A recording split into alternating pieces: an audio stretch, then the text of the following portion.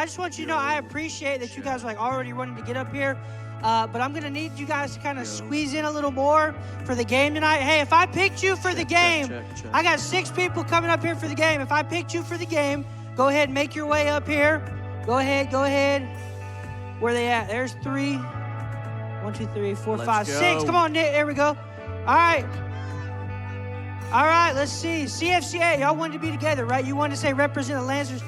Do y'all want the blue bean bags? All right, so y'all are going to be on that side. Jacob, Justin, Nick. I was like, what the heck? Nick, y'all are on this side. All right, so here's what's going to happen, guys. Back there, do you see that bright light? Look to the light. Right there, that's Robbie back there, in case you couldn't tell. It's kind of dark. That's Robbie. All right, so here's what's going to happen. Here's what's going to happen. You guys are going to take a bean bag. You're going to sprint down this aisle, back there and around. You see, is that Cameron right there? There's Cameron. Look for Cameron. He's going to point you where to go. And over here is Matt. Matt's going to be pointing y'all which way to go, okay? Here's what's going to happen. We got a tic-tac-toe board back there, okay? One at a time. You're going to go back there. You're going to drop your bean bag.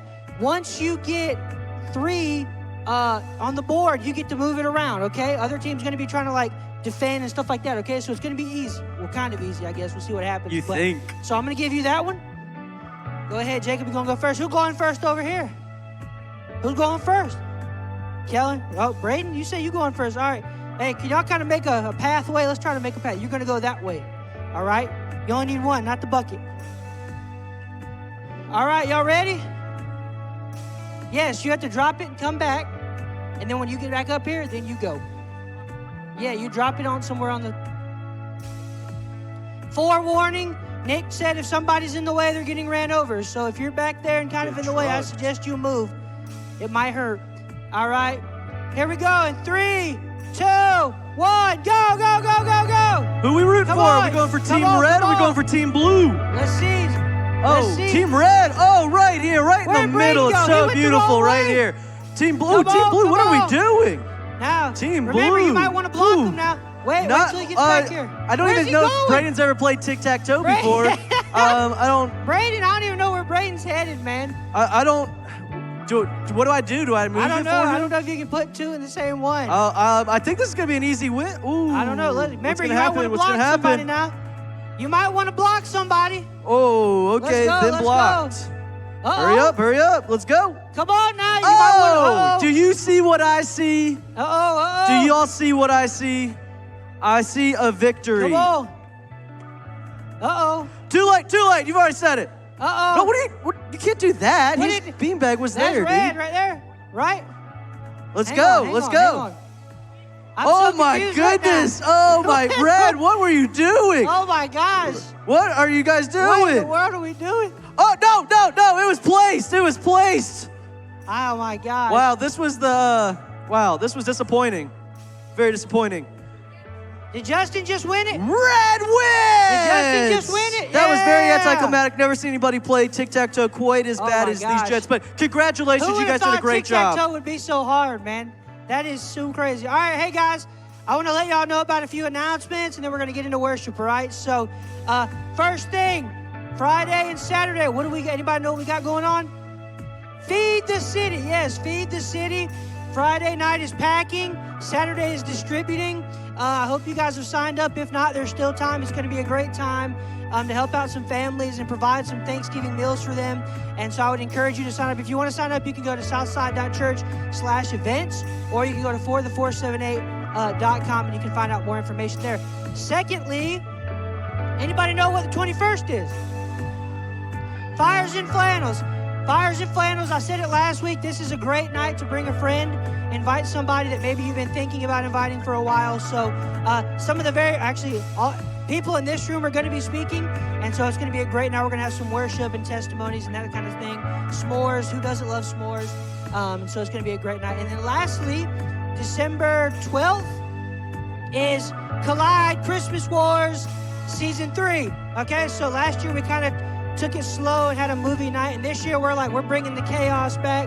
And so that is December 12th, Season 3. Make sure you bring your friends, bring your squad. That's going to be a great night. So with that being said, guys, will y'all take it away for me? Let's head back into worship. All right, who's ready to worship? Come on, let's clap your hands.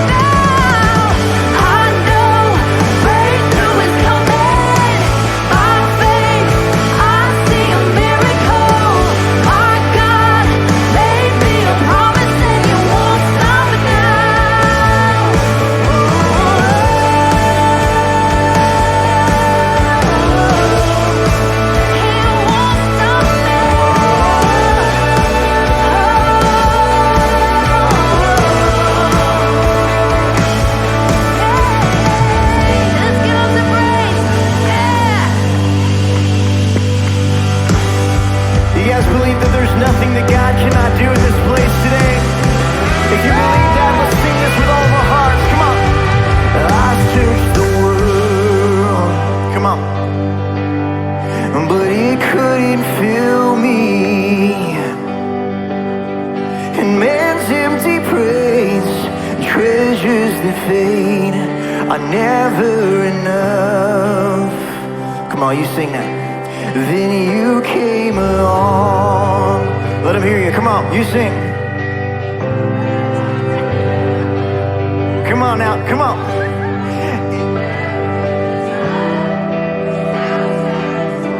Yeah. All right, we can get louder than that. Come on. You sing, come on. Oh,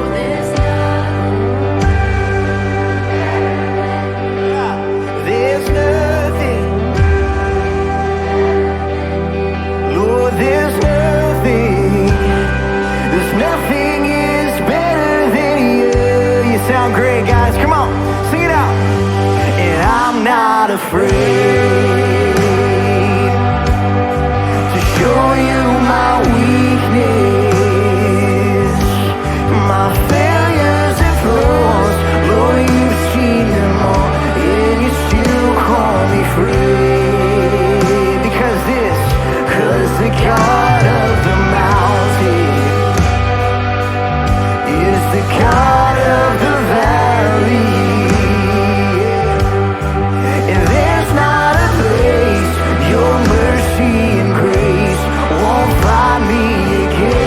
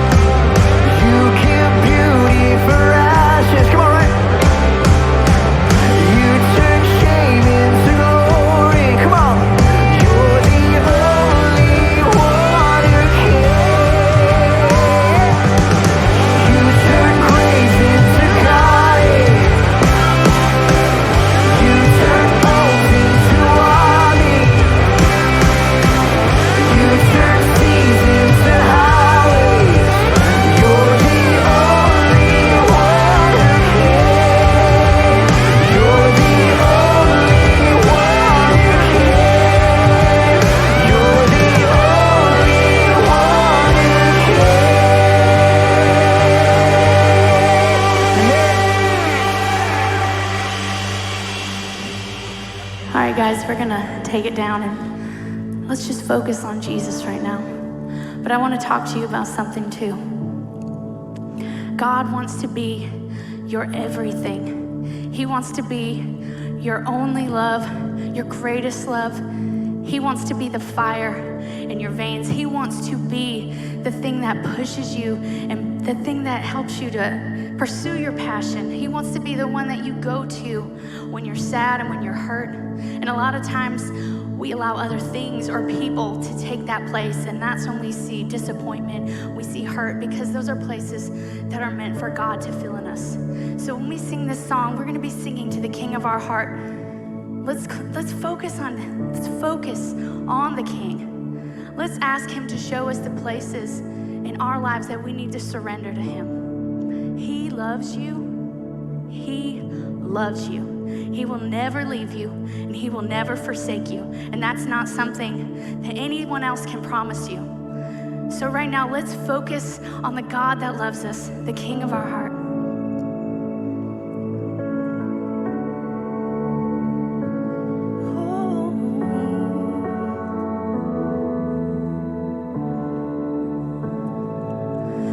Let the King of my heart be the mountain where I run, the fountain I drink from. Oh, he is my song. And let the King of my heart be the shadow where I hide, the ransom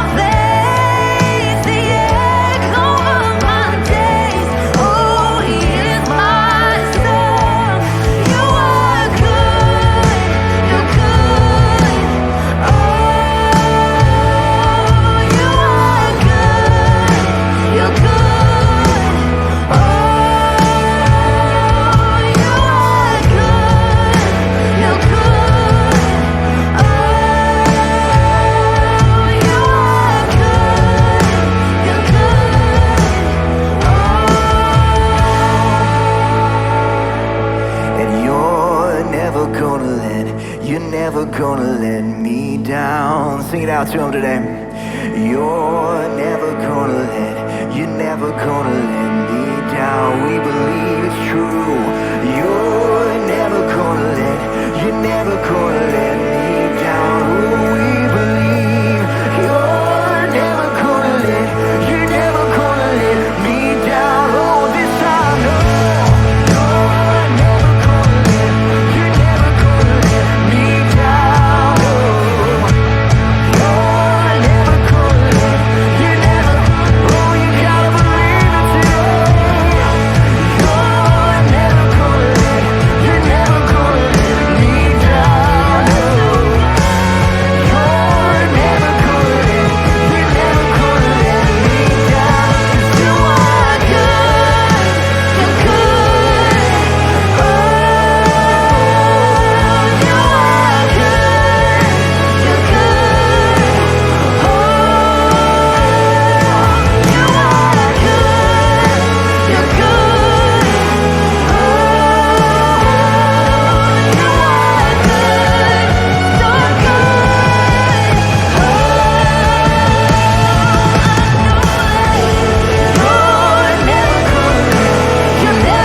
let me down.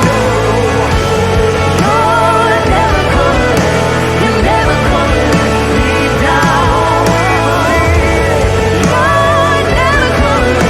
You're never gonna let me down. You're never gonna let me down. You're good. You are good. You're good. Oh, you are good. You're good. Oh, you are good. You're good. Oh. Thank you, God, for your goodness. Thank you for everything that you are to us. Thank you for your grace, your continual pursuit of our heart, God. Thank you for your love. God, I just pray that as we go into the message, that you would just help us to stay focused, help us to stay connected. And I pray that it would just take root in our lives, God, and that it would just grow. I pray for passion, God. Lord, I pray that these hearts in this room, God, that they would just fall madly in love with you. In Jesus' name, amen.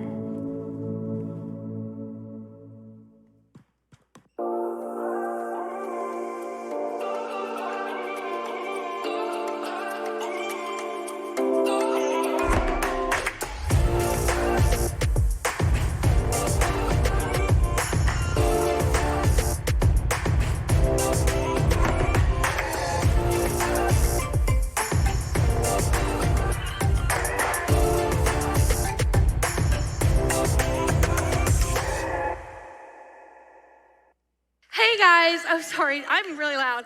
It would be good if I turned on my mic first too, wouldn't it? Okay, let's all breathe. Okay, all right, we're good. Did y'all have a good week? Guys, come on, come on. Middle schoolers are like, yeah, no, it was awful. No, come on, guys. I need a little bit more like enthusiasm. I'm very enthusiastic, so I need you guys to be too.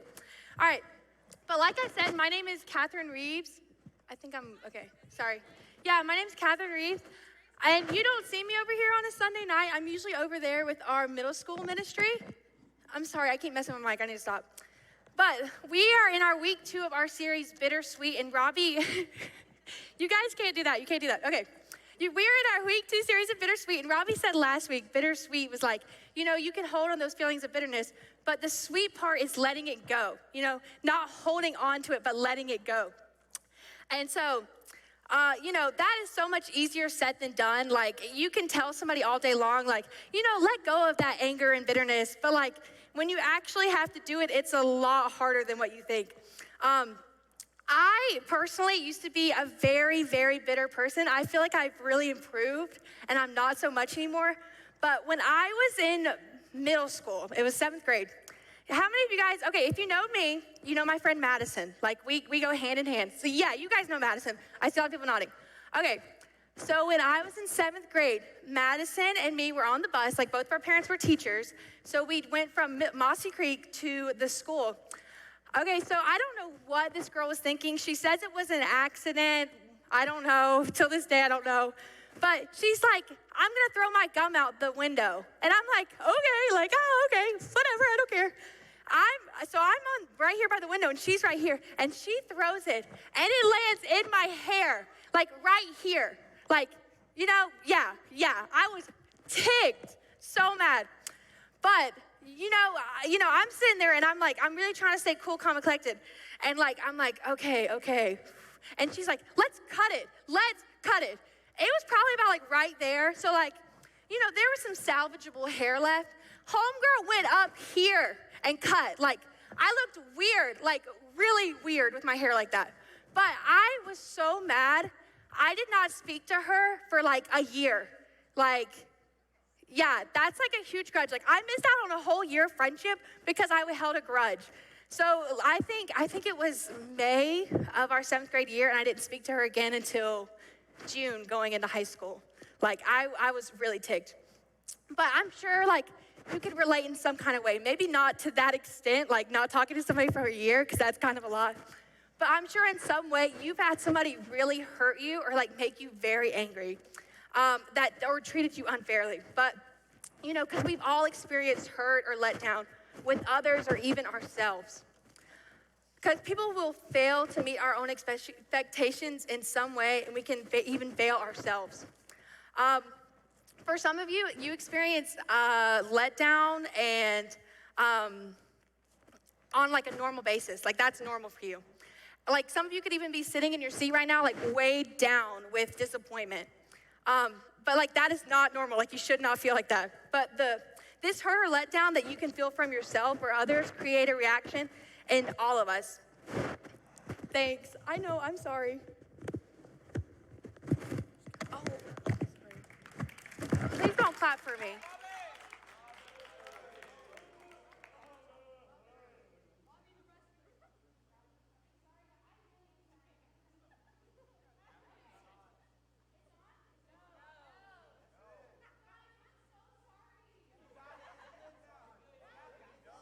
It's on? Oh, okay. Guys, I'm really sorry. This is so me. I'm really dysfunctional and crazy, and stuff like this happens to me all the time. And this is really going to bother me the rest of the time. Okay. All right. I'm just going to leave it alone. I'm going to leave it alone. Okay, whatever. Okay. Guys, what was I even talking about? Okay. Guys, I'm really sorry, okay? I'm really sorry. All right. We experience hurt and letdown from ourselves and others, okay? And the reaction is anger, frustration, distance, or you get even. Not even. I don't really like that one. Some people do, but I'm get even. Okay. But no matter how we react, the truth is the same. Because of the unfairness or hurt that you feel, the relationship is broken or harmed in some kind of way. And maybe your reaction is to be dismissive or rude, even saying things like, you do you. I've literally heard one of y'all say that before. That's why I thought of it. I was like, you do you, because I've never said that, but I've heard one of you guys say it before. Or saying or setting out to get revenge. You can see it all. For me, you can see everything that I'm thinking on my face. If I'm ticked at you, or frustrated, you can tell on my face that I'm mad at you. It's all there. But we all have different reactions. But the thing is, we feel like our reaction is justified because we feel like they were wrong to do what they did, and we are in the right to be upset. So they were wrong, and we can be upset however we want now. So why can't we just walk around and be angry or be so frustrated that we blow up on people? Or, okay, sorry. Don't make a face at me like that again. Or why can't we just, blow up on people when we see them or get super frustrated? Because it's wrong. It's not the right thing to do. It's not how God wants us to handle our issues. And forgiveness is so much easier than holding a grudge against someone. And in a situation where you get hurt and choose forgiveness, choosing forgiveness kind of stinks. It's not a fun choice because I know for me, it feels like I'm weak. If I choose to forgive somebody, it's I'm letting them win. And I hate that. do you guys kind of agree with that? Like, that's how it makes me feel like I'm letting somebody win, but it's not like that at all. Oh, sorry guys, my watch is wrong. Okay, I'm gonna silence my watch because it keeps like going off. Guys, I'm so sorry, I have so many distractions. I'm so sorry. I promise it's not like this bad usually. All right, so today we're gonna be in the book of Romans reading, okay? And Romans, the Apostle Paul wrote a letter to the church in Rome, and Rome was like this huge empire. And like the only thing I could like compare it to is like New York City. Like, how many of y'all been in New York City? Yeah, like that, like crazy. Okay, so that's what I'm gonna compare it to. So you have to really like put yourself in the position. Go way back, and then pretend like you're like in the Rome, like the New York City of its day, okay? All right, these new believers, so he's writing a letter to these new believers in Rome, but they found themselves surrounded by people who were super far from being followers of Christ. Some of you can relate to this in the sense that you became a follower of Christ, and you went to school with people who weren't. So you can kind of relate in that way if you kind of get that. But like I said, I want you to think like you're in their shoes, okay? Christianity was a new religion, and it was spreading super fast, and the leaders of Rome didn't see the growth as a good thing. They did not like Christianity spreading, which made these brand new followers of Jesus have a target on their back. You know what I mean when I say target on their back, right? Yeah. I need you guys to nod to show me that you're following along, or I think, Carter Gray, or I think that you're like not understanding anything that I'm saying, and I'm up here like just talking. Because if you're not getting what I'm saying, then like I'm wasting your time, and I don't want to waste your time. Okay, but you would feel like the Roman leaders were the enemy, and you were just an innocent citizen, okay? You have this target on your back, like you're walking around, you're just trying to do life, you're trying to be this new Christian, you're trying to do what God says, and you have this target on your back. And like you feel like you're in the right, and you should have the freedom to get even or get mad or hold a grudge for how you're being mistreated. Because if anyone's the problem here, it's the Romans. It's not these new followers of Christianity. That's their thought process. They thought that these Roman soldiers had the power and they were doing things that were unfair.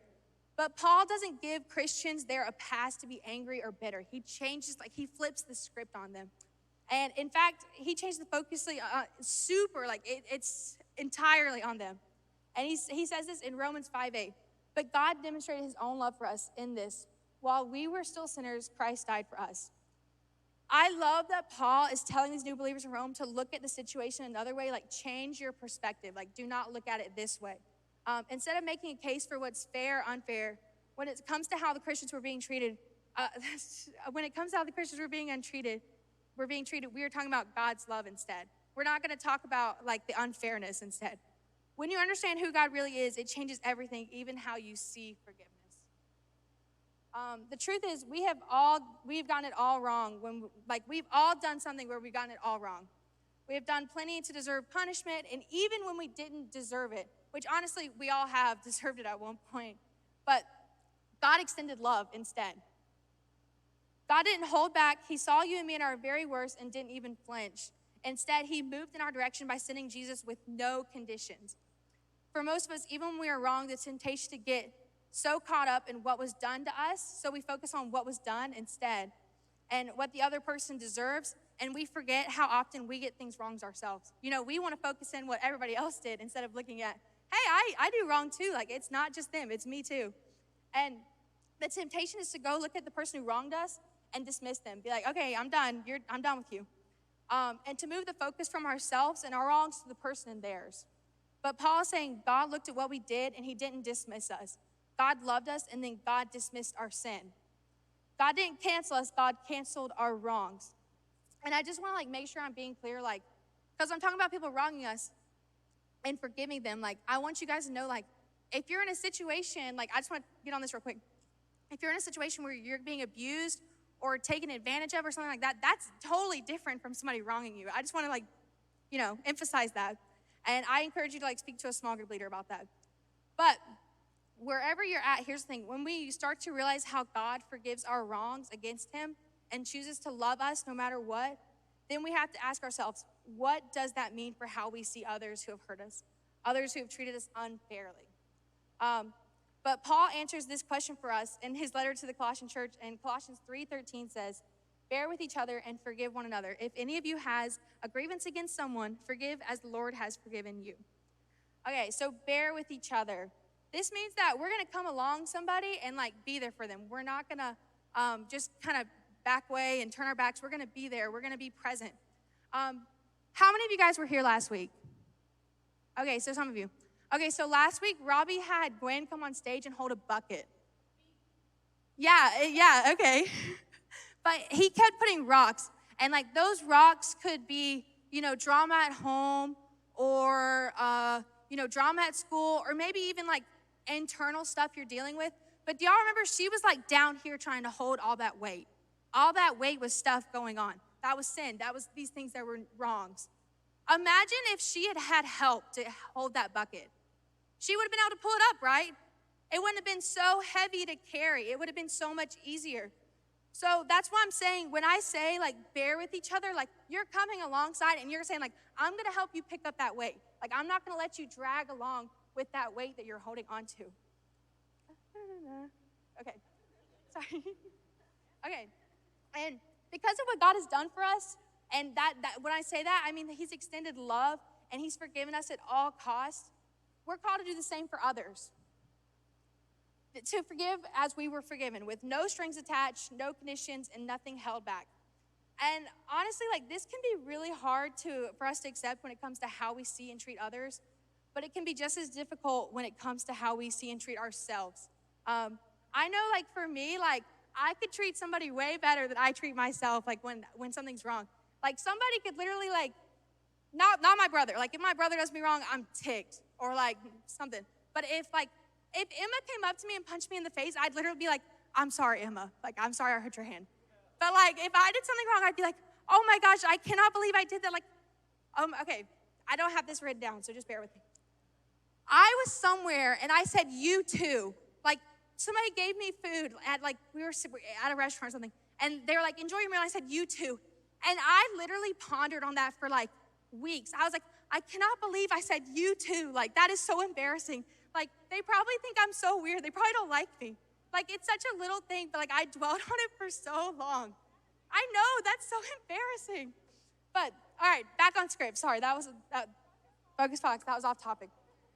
But, okay, Paul says the same exact thing. Jesus isn't stingy with his love or his forgiveness.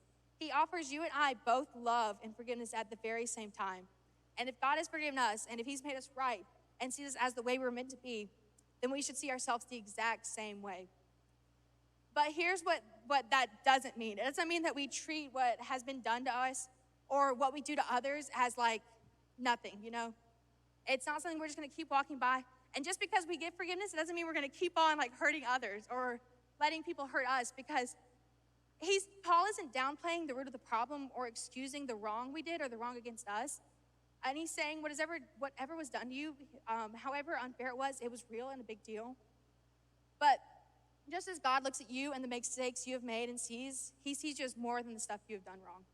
But like, so you know what I'm saying? I'm saying guard your heart, because we live in a very deceitful and evil world. So you don't know what is trying to come against you. But also, you have to find the fine line of forgiveness too, because as a Christian, that's what you're called to do.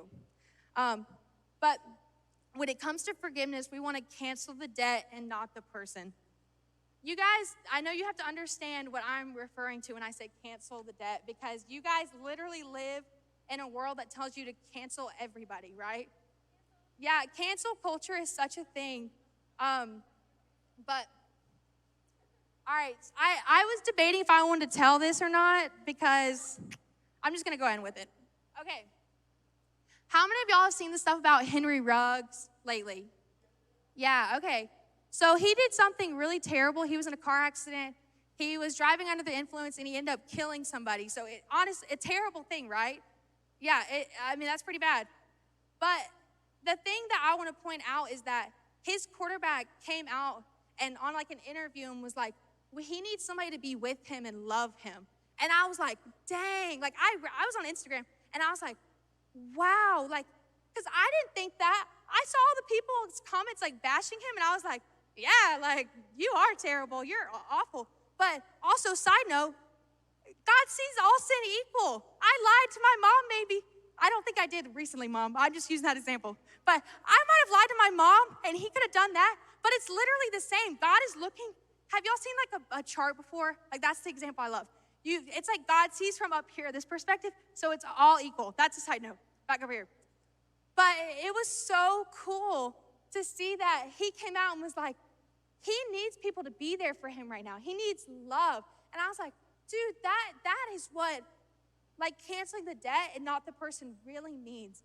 Like he's not excusing his actions, and he's gonna have the consequences for the rest of his life, but that doesn't mean he's gonna turn his back on him and leave him, right? Right. And God says we can still love someone even if they make mistakes or do wrong. And this means that we can call the wrong thing as wrong. How many of you call out your friends when they're doing wrong? Y'all need to. Okay. You need somebody to call out when they're wrong, and you need somebody to do that for you too.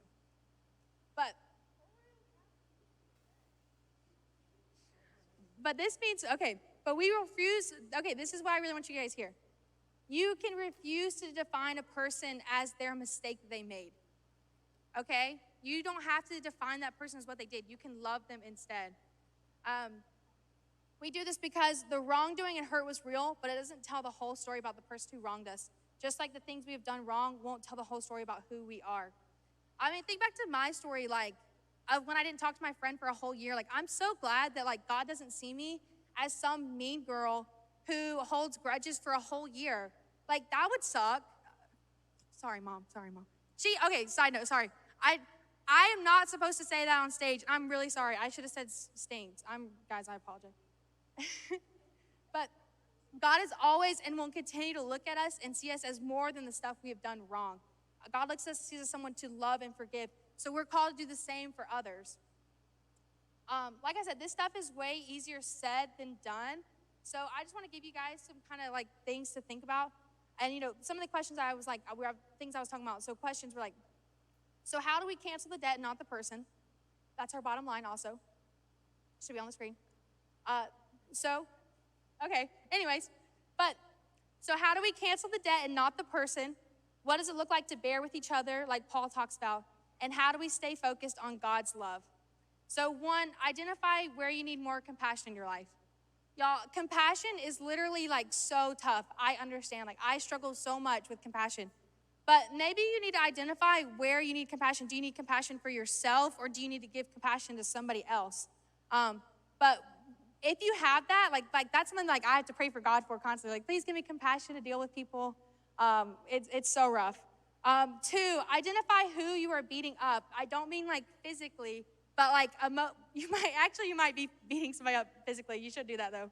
But everyone in this room can think of someone they are beating up. Maybe it's like a parent, a coach, or even yourself, or like a friend. But who are you? This is a better question. Who are you only seeing as the wrong they've done? Yeah, who are you only seeing as the wrong that they've done? Then ask yourself, what do you need to do to start seeing them or seeing yourself as God does? Because maybe it's you. Maybe you're beating yourself up over things that have happened. Start seeing people as someone, or even yourself. Start seeing yourself or someone else as someone worthy of love and forgiveness. And 3, remember no one is perfect. Like, y'all can obviously tell I'm not perfect because I've literally stumbled so many times over this message. I can't even get a mic to work. But I literally get a speeding ticket every fall. I get terrible grades in classes. I cancel on plans at the last minute. Like, I am like so far from perfect. My best friend I was talking about earlier, she literally crashed my car one time.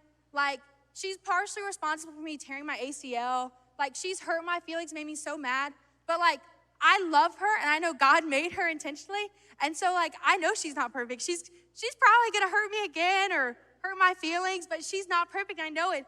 That's what it's so hard to like keep that standard. And like, you can't have that standard for other people. It will literally like kill you trying to fit that standard, that you're perfect. It literally will destroy someone trying to be that. But people will let you down, and you'll let yourself down, and we can't control that. But what we can control is how we handle ourselves when we are let down or hurt. We can forgive others, and we can forgive ourselves, and we can make the effort to seek forgiveness out from those we have hurt. In other words, no one is going to get it 100% right of the time, but we can get really good at making it right when things go wrong. And we do that when we cancel the debt and not the person. We do that when we remember people are more than their mistakes and that there is more to the story than just their wrongdoings. We do that when we remember God hasn't held our wrongs against us, and we shouldn't either. Like I said earlier, I just want to kind of tap into this one more time. Like, if you're in a situation where, you're abused or being taken advantage of, that's totally different from forgiving somebody. Like, you can forgive, that's a different level. Like, that's something you need to talk about. Like, that's more serious than, like, canceling the debt and not the person, okay? So I want to encourage you to talk to a leader if you are in one of those situations. But for everybody, forgiveness is a challenge, and it does not come naturally, and it probably will never be easy. In fact, it will probably always be easier to cancel a person than it is to cancel their wrong. But this idea of forgiveness is something we do because of what God has done for us. And as difficult as it may feel, we don't give up on it because it was modeled first by God. So this week, I wanted to challenge you guys to cancel the debt, not the person, number one. And then remember that forgiveness is the best thing you can do with the worst stuff that happens to you. All right, I'm going to pray. All right, dear God, thank you for letting us all gather here today. I pray that you can really help us this week, give us a guide to the people that have wronged us or even how we feel about ourselves. And I pray that you can just kind of put your hand on us this week and as we navigate. We love you so much. Amen. All right, guys, if you have been to small groups here before, go ahead and go.